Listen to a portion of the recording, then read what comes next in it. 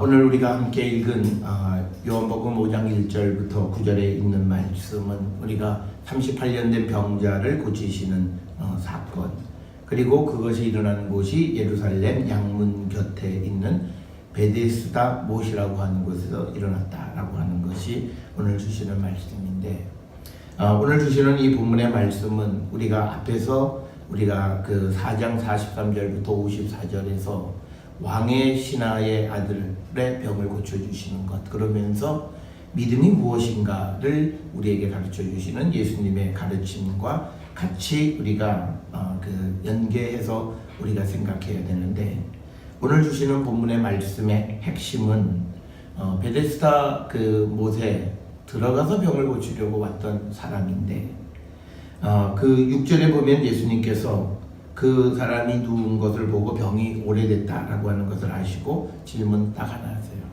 내가 낫고자 하느냐? 그랬을 때 7절의 병자가 주여, 물이 움직일 때에 나를 못에 넣어주는 사람이 없어서 내가 가는 동안에 다른 사람이 먼저 내려가나이다. 그렇게 자기의 처지를 얘기하니까 8절에 예수님께서 일어나 내 자리를 들고 걸어가라. 그냥 예수님 명령하신 거죠. 그랬더니 9절에 그 사람이 곧 나와서 자리를 들고 걸어가니라. 오늘 주시는 본문의 말씀에서 이 환자는 아마 예수님한테 만약에 예수님이 이제 내 자리를 들고 걸어가라라고 얘기하셨어요. 아니, 저는 물속에 들어가는 그런 일을 이루기 위해서 왔어요. 그렇게 항변할 수도 있는 거예요. 내 목적은 다른 거예요. 나를 그냥 그렇게 말씀하지 마시고 차라리 이 천사가 임할 때 나를 여기 계속 계시다가 물속에 연못 속에 나를 좀 집어넣어 주세요 라고 부탁할 수 있을 거예요. 자기의 목적은 그 베데스다 못에 들어가는 거였죠. 그런데 예수님은 다른 방식을 요구하세요. 지금 자리를 들고 걸어가라 라고 하는 거예요. 그러면 이 사람이 아이고, 무슨 말씀하세요? 저는 지금 38년 동안 이 자리에 앉아있는 사람이에요. 어떻게 제가 일어나서 자리를 들고 걸어갑니까? 그리고 저가 나았대니요. 이런 항변이 없어요. 자기의 목적은 베데스다 못에 들어가서 낫는 것이었지만 예수님이 말씀하셨을 때 그 말을 순종함으로 인해서 그는 나음을 입었다라고 하는 겁니다. 그런데 그렇게 순종을 하면요, 여기서 우리에게 가르쳐주는 38년이라고 하는 것은 거의 불치병이라는 거죠. 그러니까 뭐냐면 순종하면 모든 문제는 해결할 수 있다는 거예요. 그래서 이 사람은 우리가 언제부터 여기 와서 앉아 있었는지 모르지만 38년 된 병자니까 아마 자기가 병을 나으려고 애써 본 다음에 어떤 의원들이 그 병은 못 고쳐, 아마 이런 대답을 줬을 거예요. 그러니까 이제 민간요법으로 이제 천사가 내려와서 물이 동할 때 제일 먼저 거기에 들어간 사람을 낳는다라는 그 말을 듣고 거기에 들어가기 위해서 지금 베데스다 못에 이 누각 안에 들어와서 기다리고 있는 거죠. 그런데 이 사람의 문제는요, 아무도 자기를 그 안에 집어넣어주는 사람이 없어서 다른 사람보다 항상 늦게 가요. 그러니까 속도에 문제가 있는 사람이에요. 다른 사람들은 먼저 들어가서 그 사람들이 아마 나음을 입었겠죠. 그러니까 거기서 계속 기다리고 있는 거죠. 그래서 자기도 어떻게든지 그 물속에 들어가서 낫기를 원했는데 예수님은 전혀 다른 방식으로 그를 고쳐줍니다. 우리가 예수 그리스도를 믿으면서 우리의 문제를 해결하고 주님으로부터 낫기를 원한다면 우리는 내가 지금 추구하고 내가 걸어왔고 내가 했던 모든 방법과 같은 방법일 수도 있지만, 그러나 주님이 다른 방법을 제안하셨을 때, 그리고 그 제안이 내가 생각했던 것과 전혀 관계없는 것이었을 때, 그때 그 말씀을 듣고 순종할 때 그는 나음을 입을 수 있다는 거예요. 그래서 우리가 문제가 있을 때 확실히 믿고 주님 앞에 가는 것이 아니라 그 말씀을 하셨을 때 듣고 아유 될까? 근데 뭐 해보라니까 한번 해보지. 그런 마음으로 우리가 어떤 것이든지 하면 그 일은 안 됩니다. 예수께서 하신 말씀이면 주님이 나한테 그렇게 명하시면 그 말씀을 그냥 따르는 거예요. 그러니까 어떤 이들은 똑같은 사람에게 뭐 기도받고 안수받고 똑같은 데서 믿음 생활해도 어떤 사람은 나음을 입어요. 그런데 어떤 사람은 병이 경한데도 불구하고 죽는 사람도 우리에게 있는 거예요. 그러면 그가 낫는다 죽는다라고 하는 것은 하나님이 결정하시는 운명이기도 하겠지만 더 중요한 것은 뭐냐면 그 마음 속에 그 의심 없는 순종의 모습이 있냐 없냐라고 하는 거예요. 그 의심이 없다라고 하는 건 뭐냐면 내 목적과 목표와 다른 방향을 제시해 주셨을 때 그걸 믿는 거예요. 어저께도 우리가 요한복음 4장 43절에서 54절에 그 왕의 신하는 예수님에게 같이 이 가버나움에 가서 자기 아들을 고쳐주기를 원하셨어요. 그런데 예수님은 낫다 가라 얘기하셨을 때 그 말을 듣고 집으로 가다가 아들이 나왔다라고 하는 소식을 듣게 된 겁니다. 그래서 오늘도 우리에게 주시는 것 믿음은 순종입니다. 믿음에서 순종 이상의 좋은 것은 아무것도 없어요. 그래서 오죽하면 순종이 제사보다 낫다라고 하는 그런 말씀이 성경에 있는 겁니다. 그 순종의 가장 중요한 것은 내가 바라고 내가 원하고 내가 추구하는 목표와 다른 방법이 제시됐을 때 그걸 따라가는 거예요. 그런데 우리는요, 내가 낫기를 원한다는 목적만 이룬다면 뭐든지 할 수 있는 것 같은데 사람은 그렇지 않아요. 꼭 자기 방법만 고수해요. 그러니까 이런 거죠. 사람이 아무리 용한 사람이 와서 그 병을 치료해줘도 마음속에 난 저 사람한테 가서 진료를 받으면 나을 것 같은데 그 사람보다 더 유명한 다른 사람한테 데려가서 그 사람을 치료해. 근데 안 나요. 왜? 그 마음속에 이 유명한 사람보다 자기 마음이 원하는 게 있어요. 그래서 그 사람한테 가야 마치 낫는 것 같은 생각을. 그래서 우리가 모든 병은 마음의 병이라는 게 바로 그겁니다. 그래서 우리는 내가 원하고 내가 바라던 방식과 다른 방법으로 예수께서 우리의 문제를 해결해 주셨을 때 그때 그 우리에게 제시하시는 주님의 말씀과 그 길, 그걸 걸어가는 거예요. 그러면 어떤 것도 우리가 고치지 못할 병이 없다는 거예요. 오늘 이 38년 된 병자는요, 예수님 만나자마자 즉시 병이 났어요. 38년 동안 고치지 못해서 지금 여전히 이 베데스다 연못의 행각의 변두리에 있었던 이 사람이 예수님 만나자 그 말씀에 순종함으로 즉시 병이 나왔어요. 우리의 모습도 우리의 믿음도 다시 한번 돌아보셔야 돼요. 왜 우리가 평생 가지고 있는 문제들을 해결하지 못하고 전전긍긍하고 살아가는가? 그러면서 늘 하나님 앞에 그냥 하나의 판에 박힌 듯한 기도, 나는 마음이 원하지만 육신이 따르지 못한다라고 하는 그 말을 하는 것은요, 우리가 주님을 전적으로 순종하지 못해서 그렇습니다. 어떤 이들은 처음 교회에 나오는 순간에도 큰 은혜를 받는 사람들이 있어요. 그 사람들의 특징은 딱 하나예요. 간절하기 때문에 그 주시는 말씀이 뭐라 할지라도 순종해요. 들어요. 그래서 그들이 어떤 시간적으로 오래됐다 안 됐다, 교회를 다닌 지 얼마 됐다 안 됐다 관계없이 그들은 하나님의 구원을 받고 문제가 해결되어지는 것을 우리는 볼 수가 있는 거예요. 그래서 오늘 주시는 이 1절로부터 9절에 나와 있는 38년 된 병자에게서 배워야 되는 것은 자기가 원했던 치료의 방법과 다른 방법을 제시하시는 그 예수님의 말씀을 듣는 믿음이 있어야 됩니다.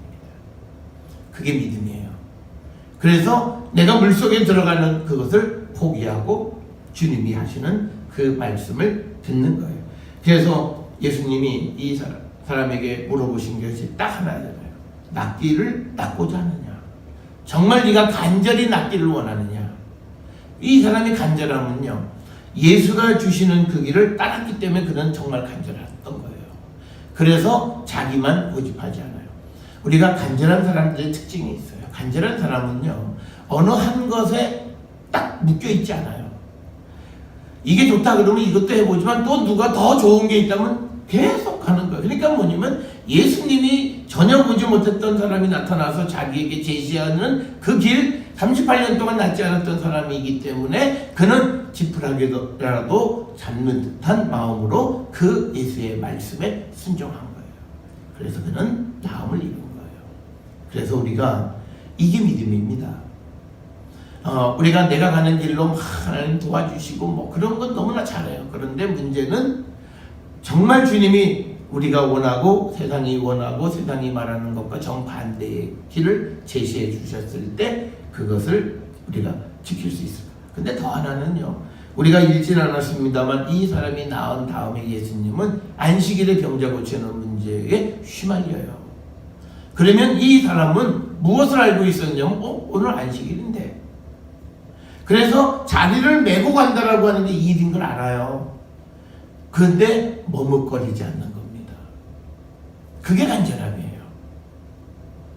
내가 이 자리를 메고 감으로 인해서 안식일의 법을 어겨서 그것 때문에 내가 어떤 고초를 당하면 이게 관심이 없어요. 지금 내가 낫는 게 목적이에요. 낫기를 원해요. 그러니까 예수께서 하시는 말씀이 유대인이기 때문에 그게 율법에 어긋난다라고 하는 거 알고 있어요. 그렇지만 자리를 메고 걸어가는 거예요.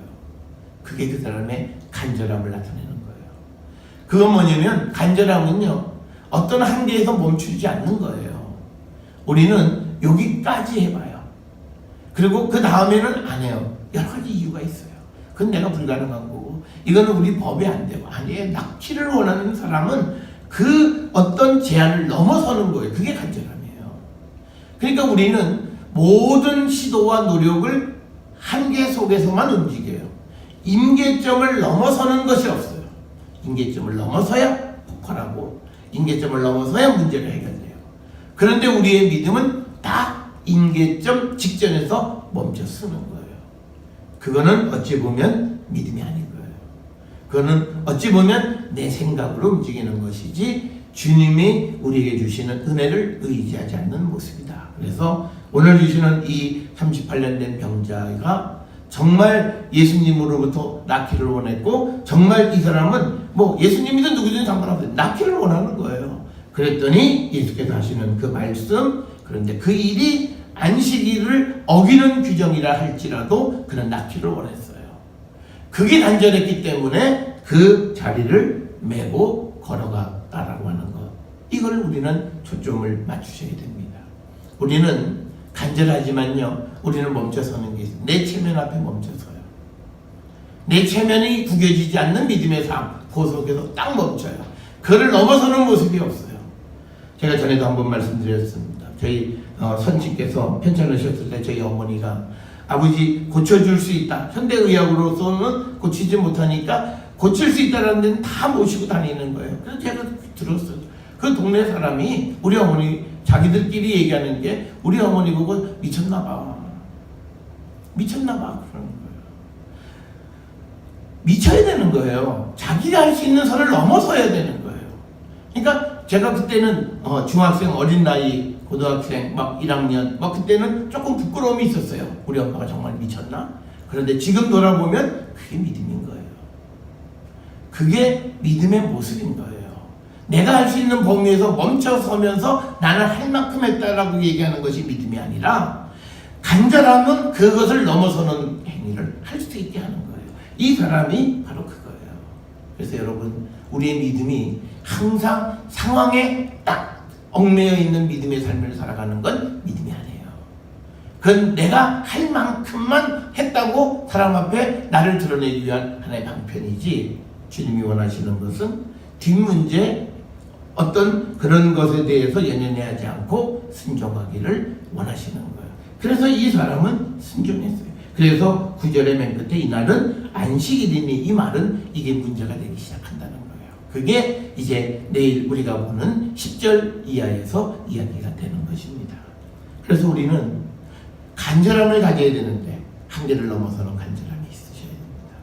내가 할 수 있는 범주에서 하는 그것이 아니라 그거를 넘어서는 거예요. 그러니까 우리가 공부를 해도요, 남 하는 만큼만 해요. 그러니까 우리가 공부를 잘 못하는 사람들이 도서관에 열심히 가는데 하는 희능만 하는 거예요.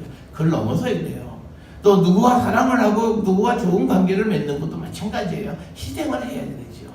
내가 할 수 있는 범주에서만 딱 멈춰서면 그건 넘어서는 사랑이 될 수가 없고, 우리가 정말 누구를 위해서 희생적인 삶을 살아갈 수 없는 거죠.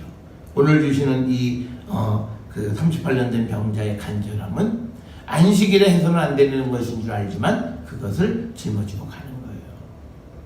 그래서 나중에 물어봐요. 너 왜 안식일에 이 일을 했냐? 그러니까 나를 낳게 한 분이 나를 그렇게 하라고 하셨다. 이렇게 얘기를 하고, 그 낳게 한 분이 누구냐? 맨 처음에 몰랐다가 다시 성전에서 만나 뵙고, 아, 예수다. 이렇게 해서 예수님이 안식일에 병자 고치는 것에 관한 논쟁에 휘말리게 되시는 겁니다. 그래서 오늘 주시는 이 본문을 통해서 우리가 정말 우리의 믿음은 정말 한계 그 앞에서 멈춰서는 믿음인가? 아니면 그걸 넘어서는 믿음인가?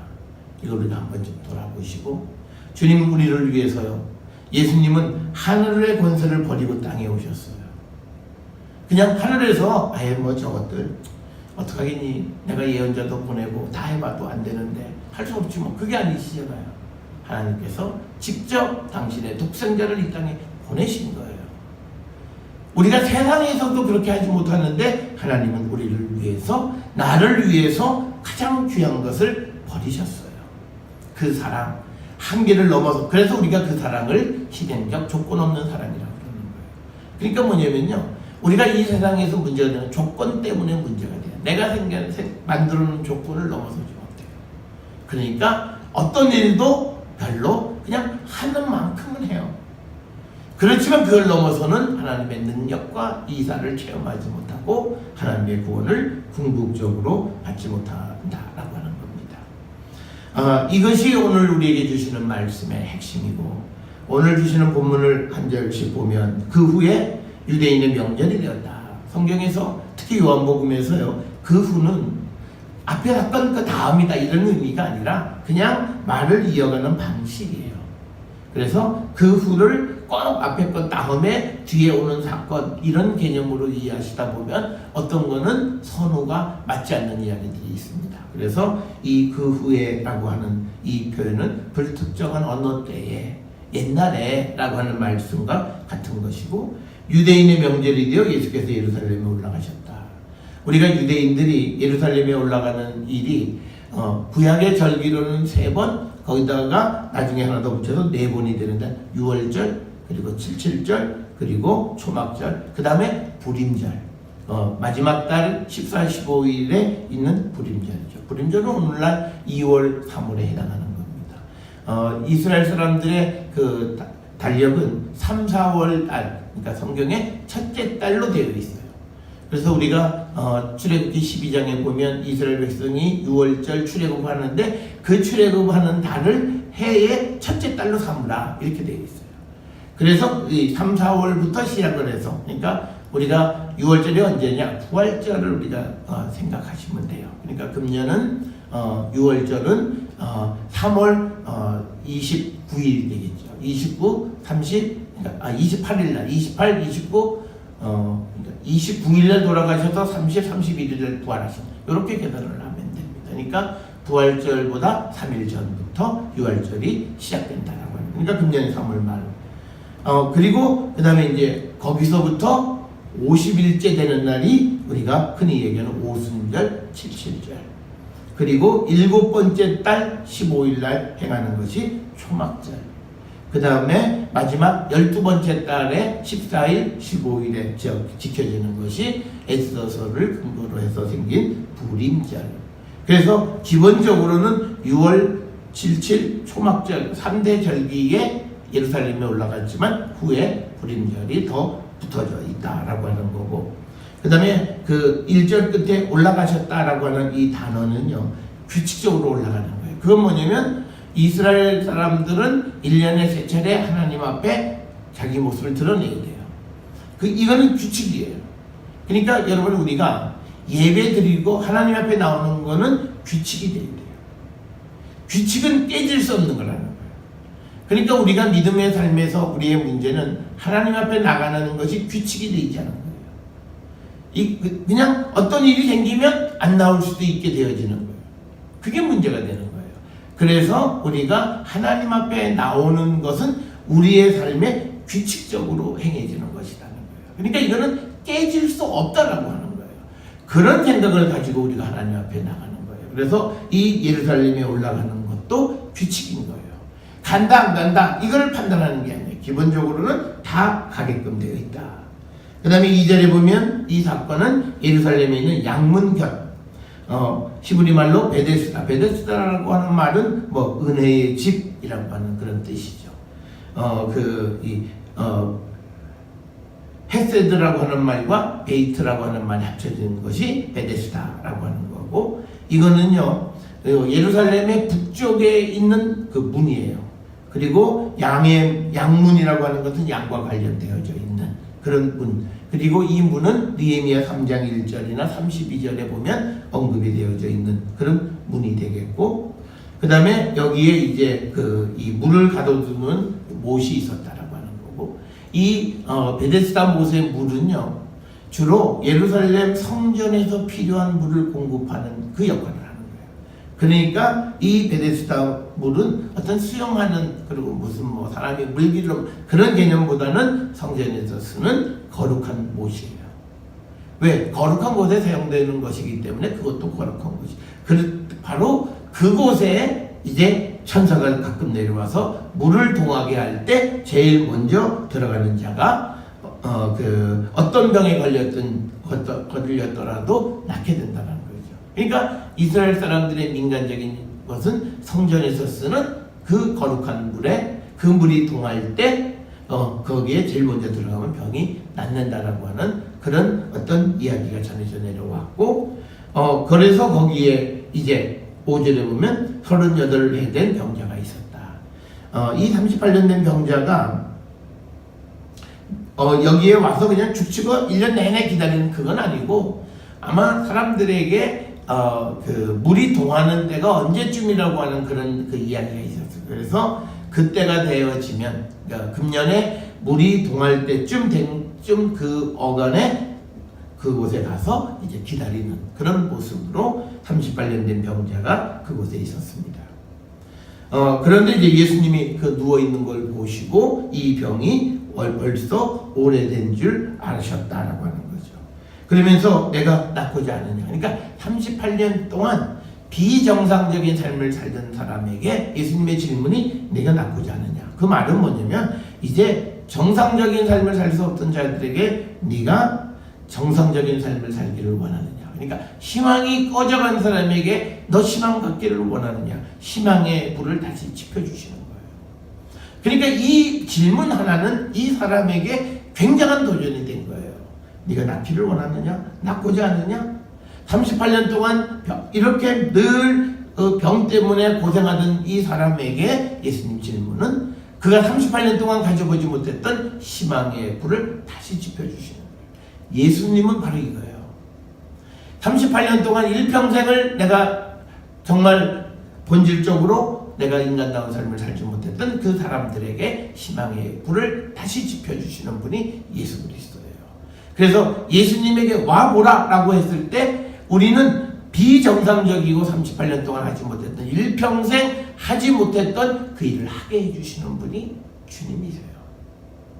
그래서 우리가 주님을 만나는 것이 우리에게 그렇게 소중하다는 거예요.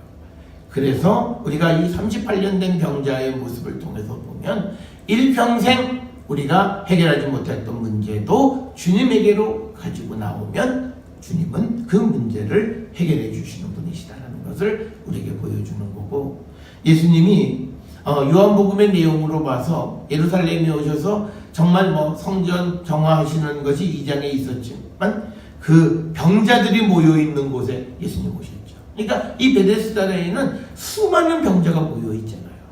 여기에 오셔서 그냥 아마 어쩌면 예수님 눈에는 제일 불쌍해 보였어요. 근데 이유가 없잖아요. 이 사람이 무슨 뭐 하나님의 예수님의 사랑을 받고 자비를 받고 관심을 끌 만한 이유가 아무것도 없어요. 그냥 예수님이 그를 만나서 물어보시는 내가 낫고자 하느냐.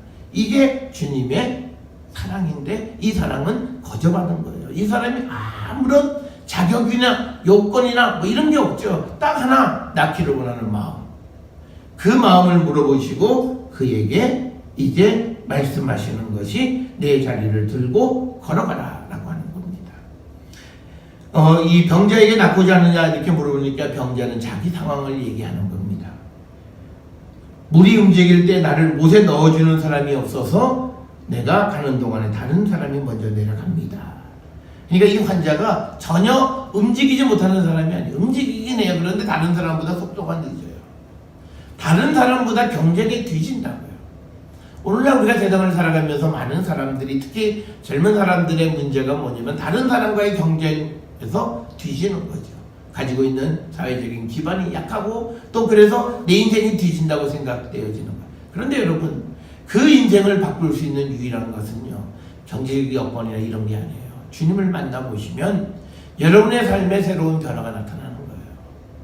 이 사람에게 속도가 문제여서 다른 사람은 너무 늦어요. 다른 사람들은 기반이 있어서 부모의 기반이든 무슨 기반이 있어서 빨리 달려가는 것 같지만, 그러나 이 사람은 항상 뒤쳐져 있고 항상 그 일이 끝날 때마다 좌절감이 있었겠죠. 누가 나를 조금만 도와줬더라면, 누가 나를 조금만 밀어줬더라면, 누가 나에게 조금만 뭘 좀 해줬더라면 내가 정말 이번에는 할 수 있었을 때 하는 그 아쉬움에 가득 차 있는 그런 한많은 인생이었어요. 이 사람의 그 패배감은 대단했을 거예요. 오늘날 우리가 젊은 사람들이 느끼는 패배감, 그 이상의 패배감을 일평생 가지고 살아왔던 사람이에요. 그런데 그가 어떻게 낳게 됐냐면 그 낳고자 하는 마음은 진실됐고 간절했어요.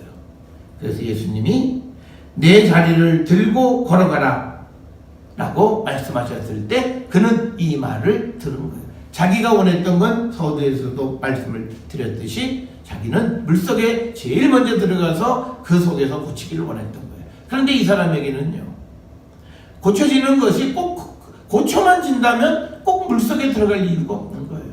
여러분, 그래서 우리가 믿음의 삶을 살아가려면요, 이게 정말 사람이 유연성이 있어야 돼요.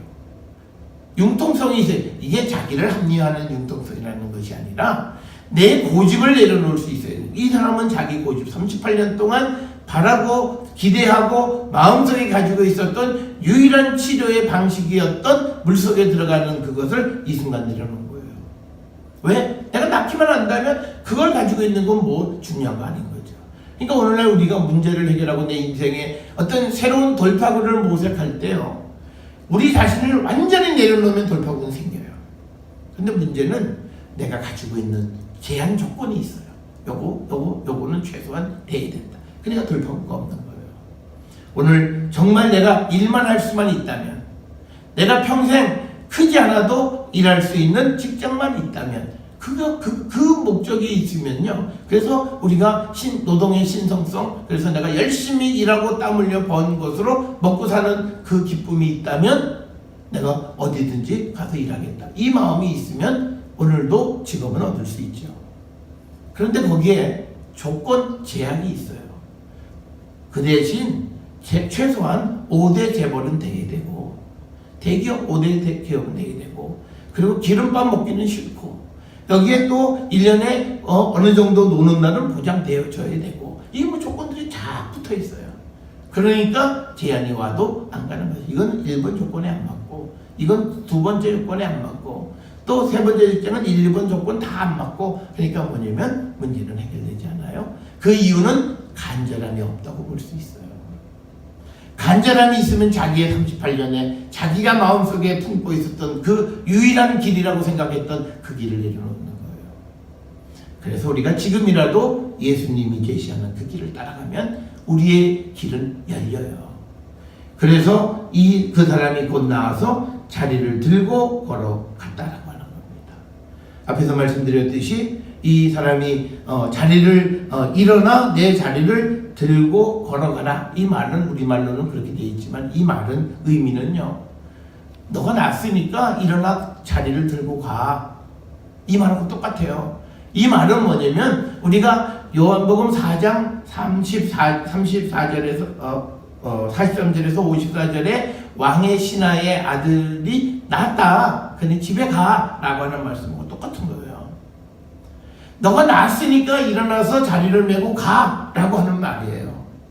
그 말이 오늘 우리에게는 나아서 자리를 들고 걸어가니 안식일이라, 이렇게 되어 있는 거예요.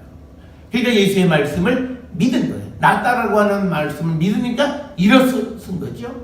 그러니까 일어서져요. 그러니까 자리를 말아서 어깨에 메고 가는 거예요. 그러니까 보세요, 예수님이 얼마만큼 예수님은 고쳐주시면서 이 38년 된 병자의 순종을 보세요. 야, 나았으니까 그냥 가. 그럴 때잖아요. 자리 놓고 가도 되잖아요. 뭐 자리가 뭘 대단하다고. 지금 38년 된 병이 나았는데 내가 깔고 있던 자리가 뭘 중요해. 놓고 가도 되잖아요. 근데 예수님은 조건을 붙이셨어요. 조건이 뭐냐면 그 자리를 메고 가. 자리를 들고 가. 이거예요. 이 자리를 들고 가는 게 이 사람의 큰 게. 왜? 안식일에 율법을 어기는 거예요. 여기서 이 사람은 갈등을 하느냐, 그 말씀을 듣느냐, 여기서 결정돼요. 그런데 이 사람은 예수님이 하라고 하는 그대로 순종해서 결국은 그는 나음을 입었고, 그가 나음을 입어서 이 안식일을 어긴 것이 그렇게 큰 문제는 되지 않아요. 그래서 오늘 우리가 주시는 이 본문의 말씀에서 우리는요, 병자들이 모여 있는 베데스다에 가셔서 예수님을 만난 사람은 나음을 입어요. 예수님을 만나서 그 말씀에 순종하는 자는 즉시 나음을 입었고 불가능한 건 없는 거예요. 우리 인생에도 정말 내가 해결하지 못하는 그런 문제가 있고 정말 내가 해결하고 싶은 어떤 일이 있다면 주님을 만나서 주님이 제시하는 그 길을 가세요. 38년 아니 380년 된 문제도 해결되어 줄 수 있는 겁니다. 오늘 우리가 이 38년 된 병자에 나왔는 이 사건을 통해서 우리도 이 사람처럼 순종하고 앞에 가로막혀 있는 그 장애를 넘어서는 순종의 모습으로 우리의 문제를 해결하고 기쁨을 갖고 주님과 함께 살아가는 우리 모든 성도들이 될 수 있기를 주의 이름으로 축원합니다.